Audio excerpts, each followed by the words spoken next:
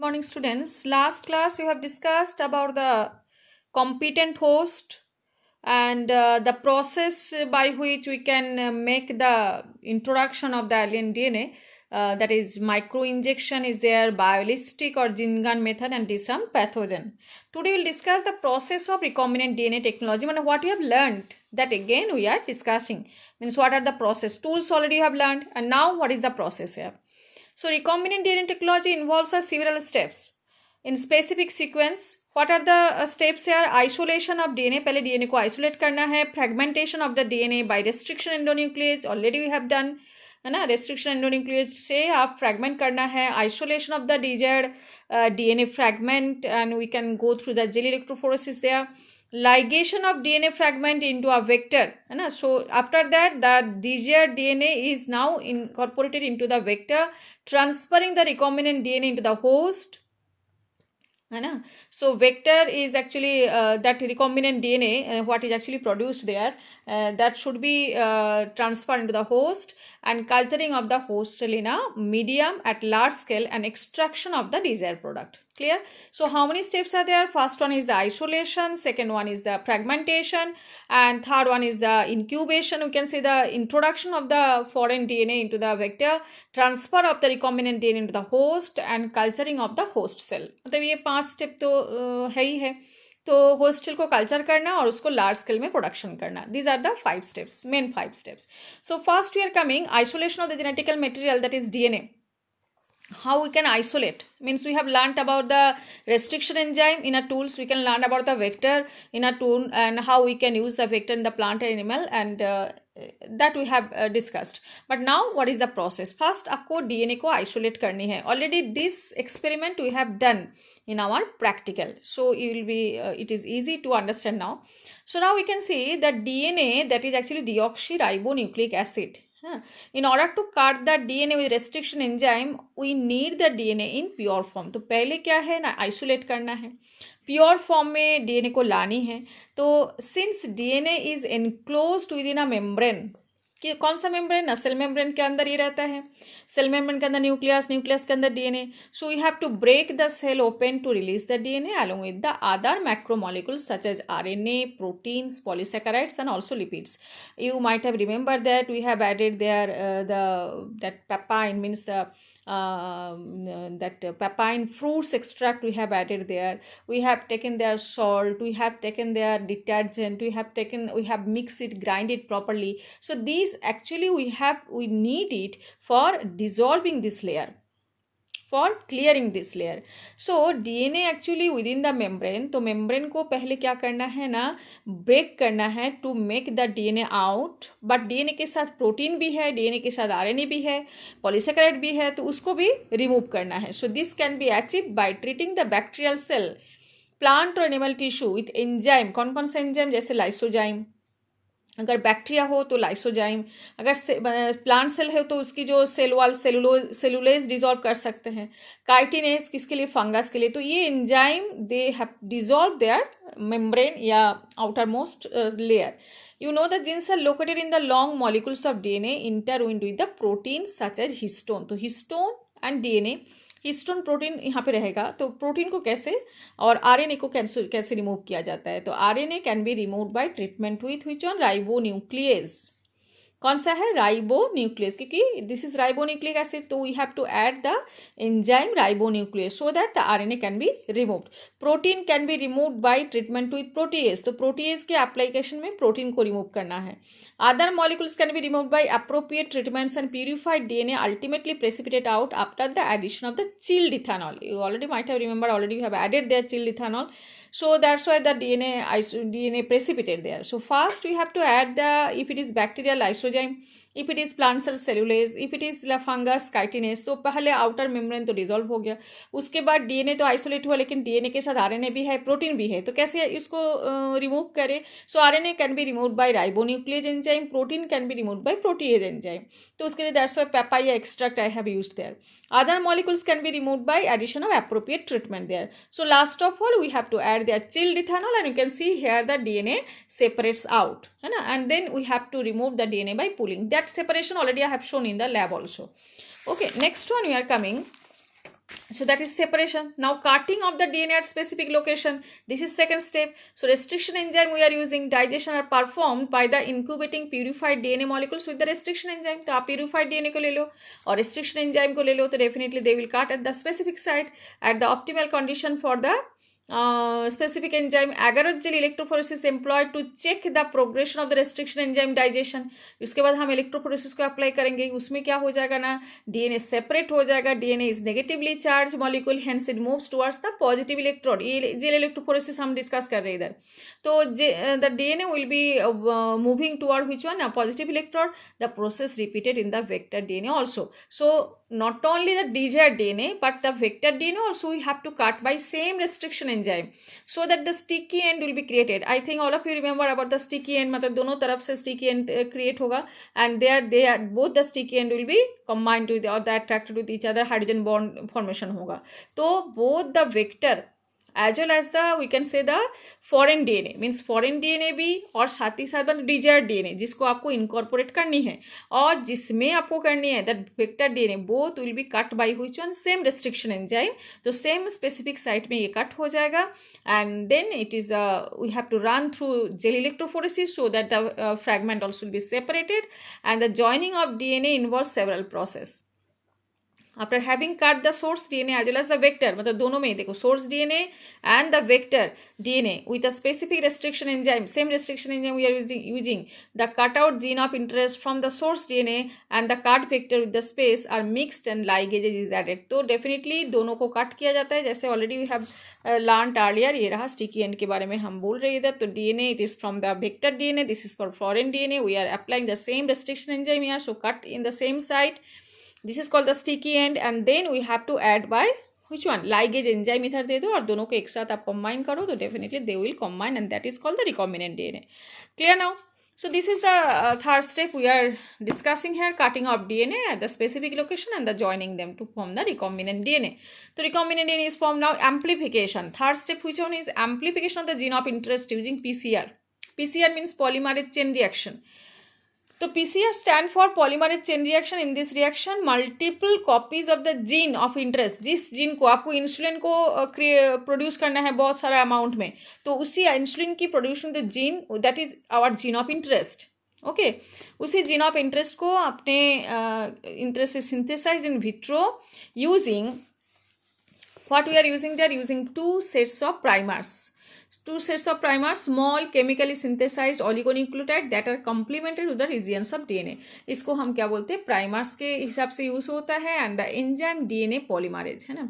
The enzyme extend the primers using the nucleotide provided by the, वैसे वो DNA replication की तरह ही है enzyme reaction and the genomic DNA as template. If the process of replication of DNA is repeated many times, the segment of DNA can be amplified to approximately billion times. तो ये जो DNA की replication चल रही है, मतलब same process of replication, but इस replication को अगर हम 1000 टाइम्स बिलियन टाइम्स आप उसको इंक्रीज कर दे तो आपको उसी जो जीन ऑफ टारगेट और जीन ऑफ इंटरेस्ट, जो आपको सपोज इंसुलिन के जीन को आपको ज़्यादा से ज़्यादा इंसुलिन आपको लेना है, तैयार करना है, तो डेफिनेटली हम उसको थाउजेंड्स और बिलियंस टाइम में हम उसको billion copies should be made there.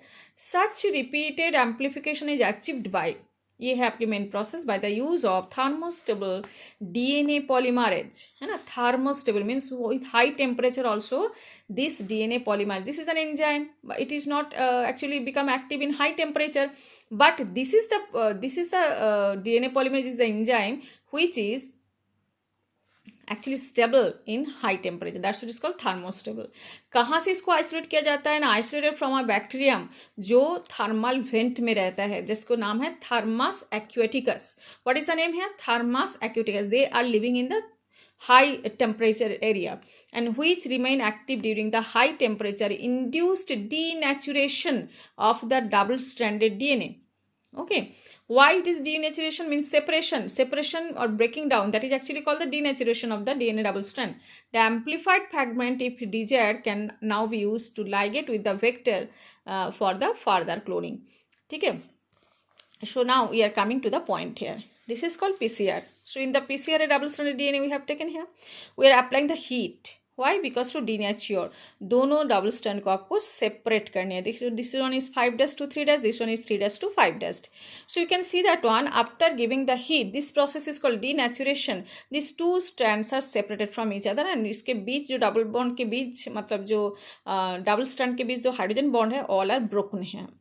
Okay, तो one pair of primer already it is given there कि that two sets of primer in oligonucleotide means 1000 to 100 nucleotides are there, that is called oligonucleotides, है ना. तो that is polynucleotide, oligonucleotide ऐसे condition में, मतलब छोटा सा न्यूक्लियोटाइड की जो चेन होता है उसको हम लोग oligonucleotide बोलते हैं. तो यहाँ पे दो प्राइमर क्यों होता है ना? To start the replication.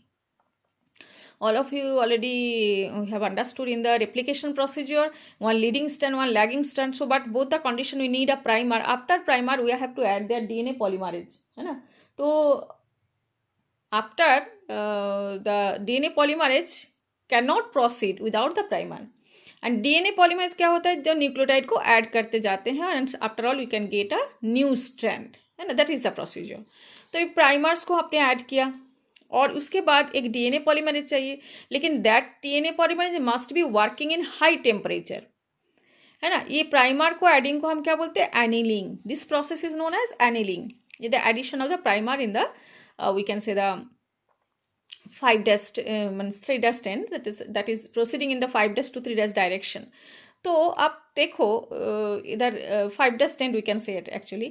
Now this is called the annealing procedure, addition of the primer to start the replication. Next one we have to apply the DNA polymerase. तो डीएनए पॉलीमरेज के लिए हम लोग कौन सा यूज करें? Taq polymerase, Thermus aquaticus. Taq polymerase किसको बोलते हैं? Thermus. It is extracted from which one? Thermus aquaticus. Because here high temperature is needed to denature the double strand DNA. तो अगर वहाँ पे the high temperature prevailing there, so definitely उसमें ऐसे enzyme को हमें अप्लाई करना है that can stable in high temperature. That's why we are using the thermostable DNA polymerase, that is TAC polymerase. It is extracted from a bacteria Thermus aquaticus, इसलिए T for Thermus, AQ for aquaticus, which is surviving in the thermal vent, है ना. और फिर उसके साथ आप deoxyribonucleotide दे दो, डीऑक्सीन्यूक्लियोटाइड दे दो. तो nucleotides with in presence of DNA polymerase and primer, so they are creating the new strand here. So that is called extension. Now ये साइकिल को आप 30 टाइम्स रिपीट करो, तो उसको हम लोग क्या बोलते हैं? 30 साइकिल के बाद 30 टाइम्स आपको मिल जाएगा.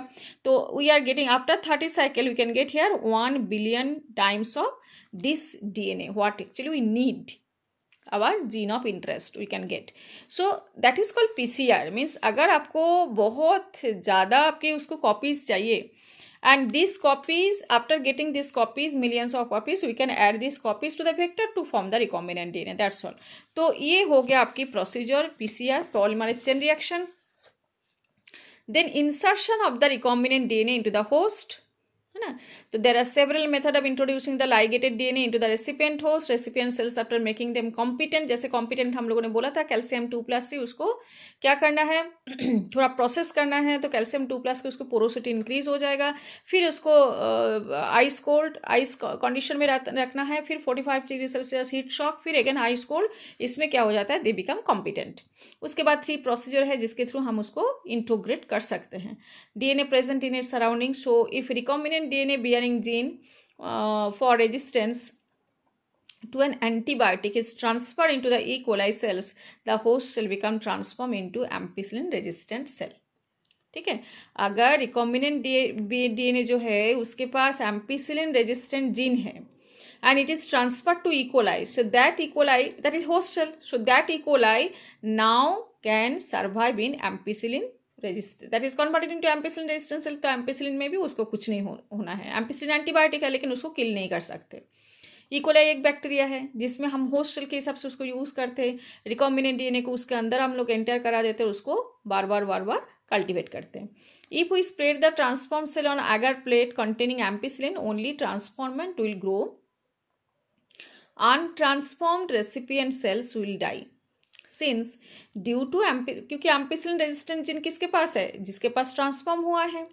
So now due to ampicillin resistant gene, one is able to select the transformed cells in the presence of ampicillin. The ampicillin resistant gene in this case is called the selectable marker. Okay. So this is called the insertion of the recombinant DNA into the host cell. तो हम लोगों ने क्या किया ना, पहले DNA को isolate किया, फिर इसके कट किया, कट करने के बाद रिकॉम्बिनेंट डीएनए बनाया. रिकॉम्बिनेंट डीएनए को we can say recombinant DNA के बनाने के पहले भी उसको सेपरेट किया है ना, बाय जेल इलेक्ट्रोफोरेसिस. और उसके बाद आप पीसीआर के थ्रू उसको मल्टीपल कॉपीज बना के भी उसको रिकॉम्बिनेंट डीएनए बनाओ, बहुत सारे कॉपीज आपको मिल जाएगा.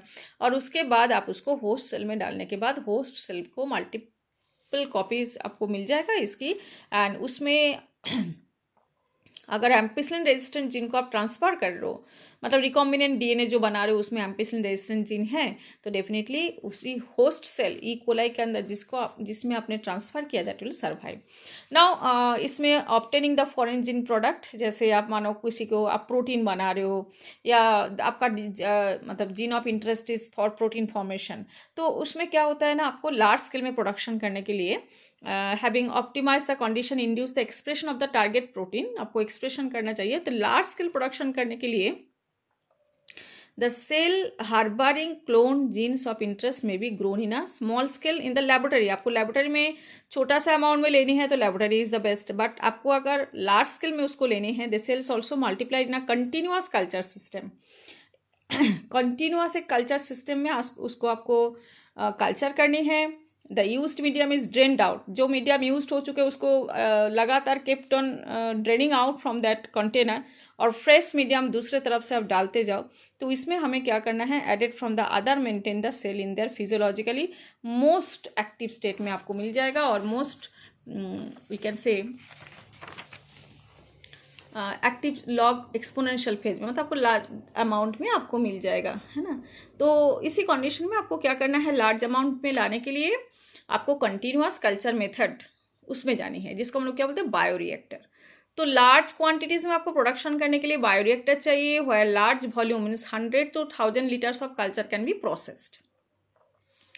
10 bioreactors can be thought as a vessels. ये देखो दोनों बायोरिएक्टर्स है, ये वेसल्स है in which raw materials are biologically converted to specific product, individual enzymes etcetera using microbial, plant, animal and human cell.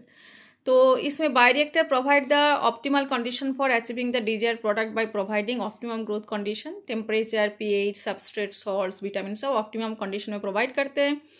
तो इसमें आपको लार्ज अमाउंट में आपकी प्रोडक्शन मिल जाएगा, जैसे माइक्रोबियल प्लांट हो, प्लांट, एनिमल सेल और ह्यूमन सेल, जो भी हो जिसमें से आपको कल्चर करना चाहिए आप उसमें मिल जाएगा. तो इसमें स्टायर टैंक, इसको बोलते हैं stir tank reactor, usually cylindrical, ये दोनों ही है, देखो सिलिंड्रिकल है with a curved base to facilitate the mixing. ये कर्व्ड बेस है तो facilitate of mixing oxygen availability throughout the bioreactor. Alternatively air can be bubbled through the reactor. If you look at the figure closely, you will see the bioreactor has an agitator system. देखो यहाँ पे इसको बोलते हैं agitator system, oxygen delivery system is there also, foam control system, temperature control system and pH control system, sampling ports so that the small volume of the culture can be withdrawn periodically. तो यहाँ पे दोनों condition में देखो, एक तो एक simple वाला है और ए है स्पार्स्ड स्टायर टैंक, दोनों ही स्टायर टैंक है. तो इसमें क्या होता है, ऑटोमेटिकली ये सब ऑक्सीजन सप्लाई करना, और यहाँ पे बोलते हैं इसको stirring condition, pH control, foam control, है ना, temperature control, all are maintained है.